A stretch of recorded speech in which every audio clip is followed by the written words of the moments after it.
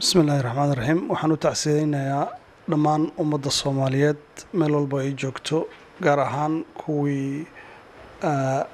dadka ehelkooda ay ama ku nafwaayeen ama ku dhaawacmeen ama qaarkood ilaa haatan aan gacanta lagu haynin dhabtii waxaan inta badan booqdaa ama aan ka soo waramaa goobo ay dagaalo ka aloosan yihiin ama qaraxyo noocan oo kala ah haba ka yaraadaan qaarkood ay ka dhacaan waxay arintu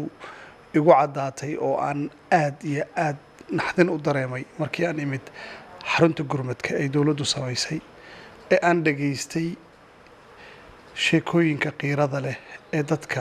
dadkoodii ama ka geeriyoodeen ama ka dhaawacmeen ama qaarkood ama gacan ku haynin oo ah dad aad u tiro badan ilaa hadda aan la ogeyn meesha ay jiraan iyo raq iyo ruux halka ay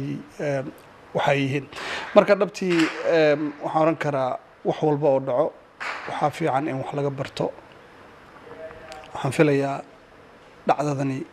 aadka u murugo badan ee ummadda Soomaaliyeed saameysay in ay noqoto mid ay ka dhashaan wax wanaagsan oo mustaqbalka ummadda Soomaaliyeed ay u aayaan waxa ka dhasho wanaagsan mustaqbal wanaagsan baa u rajeynaya ummadda Soomaaliyeed waxaan leeyahay tan ha noqoto mid lagu midoobo insha Allah taala